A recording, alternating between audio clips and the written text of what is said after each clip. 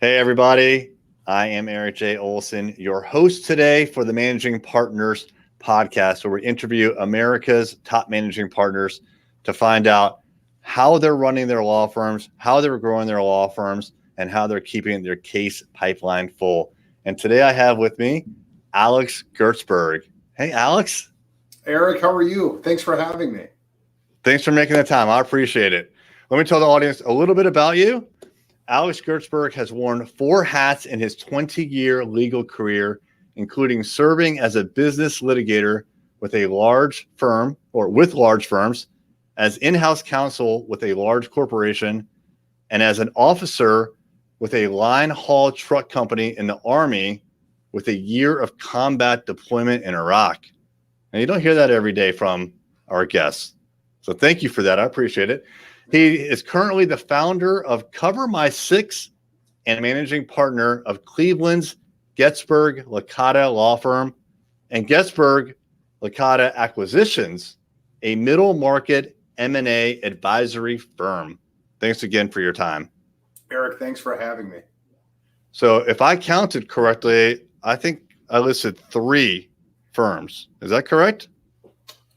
I've worked for 3 firms before this one. So we have Cover My Six, the law firm, and then the acquisitions firm. And there's a 4th one, and that is Gertsburg Licata Talent, where we do executive search for our clients. Yeah, so Gertsburg Licata is a law firm with a couple thousand clients that was the result of a merger. We talked earlier about being an EO. I'm an EO. You're an EO. Well, so is my partner, Lou Licata. Lou Licata is like one of the OG guys from Cleveland EO. He's been in it for like 20 years. Yeah. And I've been in it for 2. And in my first year, which was last year, I met Lou. My law firm, all business, his law firm, all business law. And I just kind of hit this place where I had way too much work, which is a great problem to have, but not a good problem to have too. And so Lou kind of got me out of this bind and contributed some of his lawyers to some of my cases. And we did that enough for enough months, for some number of months, where we looked at each other and said, hey, let's keep dating and let's buy this building. Which we did. We bought this building that we're in, and let's move in and let's merge, and that's what we did. So on April 1 of this year, Gertsburg Law Firm and Licata Law became Gertsburg Licata. Alongside that, we have Gertsburg Licata Acquisitions, which is an intermediary M&A firm where we help our clients buy and sell companies, and Gertsburg Licata Talent. And then Cover My Six is this, it's fundamentally a legal audit service for businesses. There are only 6 kinds of plaintiffs who can sue a business: customers, vendors, employees, shareholders, the government, and competitors. I've never met a 7th plaintiff, 20 years. So if you and the premise is that if you know which 6 plaintiffs can sue a business, then protecting yourself from those plaintiffs is just a matter of reverse engineering who can sue you, into what they can sue you for, into how to protect yourself from those claims. So in a nutshell, that's Cover My Six. So that's kind of a risk management company? Is that fair? We're going into software and developing some technology around it. It is an auditing company. It goes in. It is for companies who don't have in-house counsel, or who do, and who need this platform to sort of create a framework around their internal audits. As you mentioned, I was in-house counsel before I started my law firm. And it was a large telecom company. I didn't know anything about telecom law when I started there. And over the course of the next 8 years, I learned that auditing my company followed the same framework as you would use for any company, whether it's telecom or restaurants or nursing homes, right? It's still the same 6 plaintiffs. And once you know that, it's just, you're building your audit around that concept. And that's what Cover My Six does. It goes into companies of any size and excavates all of their legal problems and then tries to resolve them before a plaintiff's lawyer or the government resolves them for them one at a time. So the merger happened in April. And by the way, my company, Array Digital, is the result of a merger as well. Yeah.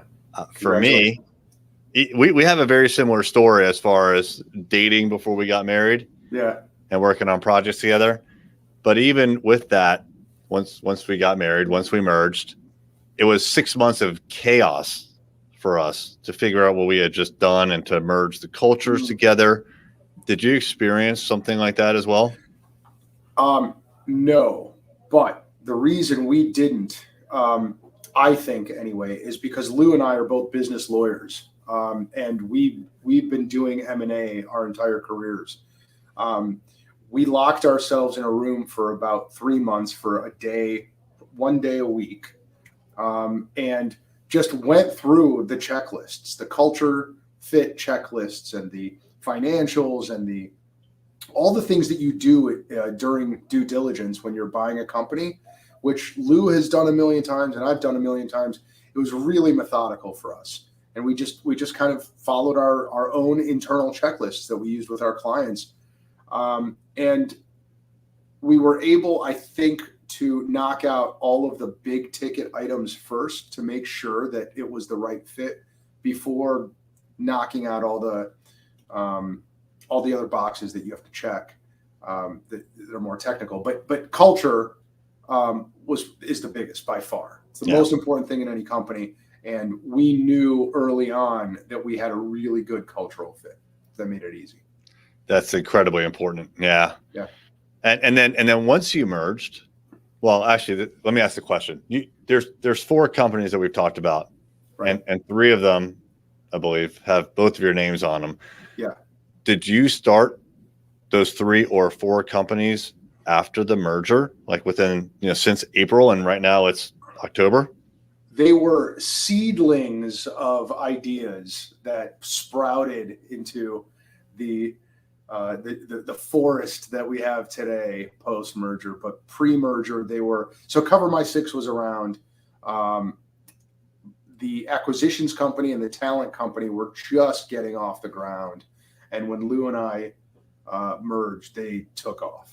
They really, Lou and I occupy, and I encourage anyone listening to this who is considering EOS and reading Traction. That system has really helped us tremendously. Lou and I have very specific seats that we occupy in this organization, and he has his lane and I have my lane, and we are really compatible, right? Because of who we are and what seats we occupy. And EOS as a system has been huge for us because, well, I have severe ADD, right? Severe ADD. And most entrepreneurs I know do too, right? And that's what systems like that are for. It doesn't have to be EOS. It could be, eMyth or scaling up or whatever you want. But creating boxes and compartmentalizing roles, responsibilities, accountability is so important, and focusing everyone on the same goals. That to me is the real magic of EOS. Is it you've got everybody in the company working on the same 5 to 7, they call them rocks in EOS, right? The same goals. And they're the most important things in the company for that quarter. All of that makes the growth of our existing companies, and we've got a pretty creative strategy for the next 5 years as well. But that makes it more intuitive, easier. Absolutely. No, that's great. We're both members of EO, so this what we're saying may actually be jargon to some of our listeners. So let me define it. EO is the Entrepreneurs Organization. It's a group of business owners, founders, or operators of businesses that have $1 million in gross revenue or more per year. And EOS is the Entrepreneurial Operating System. I believe that's what it stands for, based on a book by Gino Wickman named Traction. I have read the book. We've implemented parts of it, but I would not call us an EOS shop. It sounds like you've taken it much further. Did you actually go through the training, or did you get like a facilitator to help you with that? So I wish I had earlier. We self-implemented. In addition to having ADD, I also have OCD, which led me down these rabbit holes where I felt like if I just talked to enough people and learn enough about what other people did, I could self-implement. And I mean, I would say we got 70% of the way there, but that other 30% was significant. So we ended up getting an implementer about 6 months into our self-implementation journey. But while self-implementing, I created a Facebook group called EOS Self-Implementers Unite. So if anyone, Eric, if you're still self-implementing, or any of your listeners, go to that Facebook group and join it, because people share a lot of good tidbits on self-implementing EOS there. That's a really good idea. I'm writing it down right now. It's like a mastermind of people that are kind of working their way through it. Yeah. It's crazy because most groups I start, it's just crickets, right? Yeah. This one's got like thousands of members, and it's pretty active. People really they're very helpful to each other. Yeah. Let me ask you a couple questions about growing your firm. Clearly, the merger, probably just by itself and the synergies, had a lot of impact for you. That's what it sounds like. And it led to other business ventures, which is really impressive. But as a business law firm, you're going after business clients, which, as a digital marketer, that's a little bit of a challenge, trying to work your way into a corporation. Whereas with B2C companies, it's a lot easier. You can target individuals on places like Facebook and Google. For B2B, what are some different ways that you go about getting clients? This is going to sound really hokey, okay, but I'm going to say it anyway because it's true. We have really strong core values in our organization, and one of them, and the most important one, is innovation. And we bleed innovation. We talk about it every day here. And I believe that is why we have almost 3,000 clients in this law firm, which 8 years ago, mine, I started with one eight years ago. I believe that we've developed both a reputation and a process that is just imbued with innovation. Cover My Six is a perfect example, right? I don't know any other business law firm anywhere that talks to its clients in this 360-degree way, dedicated entirely to preventing lawsuits, right? So 250 years of American jurisprudence is almost predominantly based on reactivity. Lawyers get hired by businesses when they're getting sued, when they're getting investigated, when there's a problem. They're reacting. The problem with that is you're solving one problem at a time. You're panicked. It's stressful. It's public often, and it's extremely expensive. And you're not solving all these other problems that are just waiting to blow up. And when you're a maturing company, those problems just keep maturing with you, right? So that is an example of innovation. I don't know any other lawyer. They might be out there, but we've created a system around this. We've created a product, a service around keeping our clients out of the courtroom. And it's in this really intuitive way. And we're now moving into creating technology around it, portals. That's one example. The other is, just like the merger, the M&A company, the acquisition company. You've got a couple thousand business clients. At some point, every one of them is going to be thinking about either buying a company or selling their company. That's right. you've got those warm relationships already. And so if you can innovate and create your own apparatus for serving that need, it's not a legal service. It is it acts almost like a brokerage. But that's another example of innovating to serve our clients. And I believe that our growth trajectory has really benefited from that core value, that innovation value. Love the answer. Yeah, core values are incredibly important, and certainly one of the things that gets drilled into our heads as EO members. Yeah, I know that I finally wrote them down once I started to get involved in EO, and it's everything to a company. It should be, right. It should be what you hire by, fire by, right. Reward by, promote by. So it's really interesting that has worked its way for you into the different opportunities that you've created, and also about getting new clients. I like that a lot. Well, look, I know you have a hard stop coming up. So I did want to ask one more question, and you kind of hinted about it, but 5-year plan, it sounds like. Can you give us a little more insight into maybe your growth plans for the next couple of years? Sure.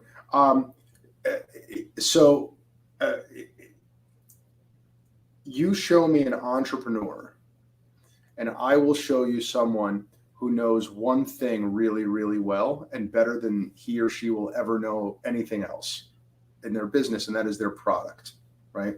So an entrepreneur will cobble together all the other things they need to scale their business through trial and error, right? That's right. So I know my widget because it came out of my head, and I have a passion for it. I've researched it. I've studied it. I know how to build it. I've got manufacturing taken care of. I've got the processes. Now I need legal. I need marketing. I need HR. I need accounting. I need e-commerce. All the things that have to be there to scale your business. I don't know those things as an entrepreneur. I have to figure it out. More likely what I'm doing is I'm calling my neighbor, the lawyer, or I'm calling my cousin, the accountant, or I'm calling someone in EO, which is actually a great idea. You'll get high caliber people at EO in general, but you're cobbling together your executive team, right? And if you're like most entrepreneurs, you're doing a lot of failing along the way. So what Gertsburg Licata is doing is creating a one-stop shop where we build a sort of dream team of fractional executives for any company that can help it go from 0 to 100 much faster than when they cobble it together through trial and error.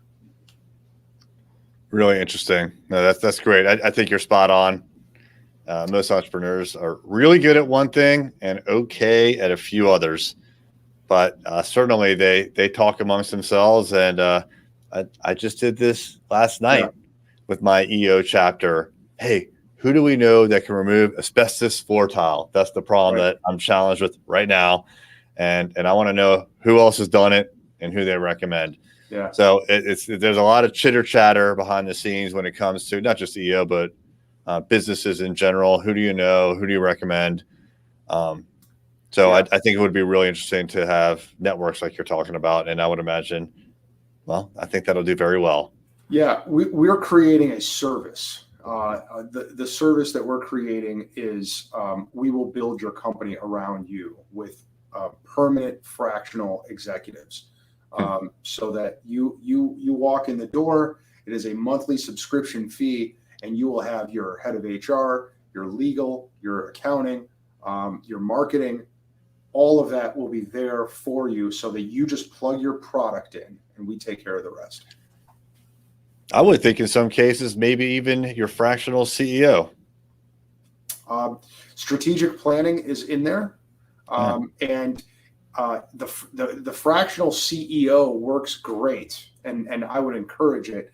Getting an entrepreneur to not want to be their own CEO, I think is going to be the challenge. But I think that you're spot on, Eric. I think that that's a lot of entrepreneurs just need to get out of their own way and let their idea ride, but we're going to cross that. Yeah. We're going to cross that bridge when we come to it, though. This is our 5-year plan. That's awesome. I love it. Well, Alex, this has been really interesting, and congratulations on the merger and your success. If someone would like to ask questions for you, or if they have a referral for you, what is a good way for them to get in touch with you? Yeah. Gertsburglicata.com is our website. I and the people here who are much smarter and better looking than me are all there, and you can contact them through that website, or feel free to email me. I'm on LinkedIn. My email is agertsburg@gertsburglicata.com. Connect with me on LinkedIn and send me in-mail messages to your heart's content. And there's a decent chance I will respond. Very nice. All right, everybody. If you'd like to reach out to Alex, check out his website or LinkedIn. And if you would like to listen to or watch more episodes with other managing partners, you can check out our entire backlog at arraylaw.com/podcast. They are organized by practice area and by state, so you can find exactly what you're looking for. And if you are in need of digital marketing for your law firm, my firm, Array Digital, can be found at arraylaw.com. We focus on websites, SEO, online advertising, and social media. All right, Alex, thanks so much. Thank you, Eric.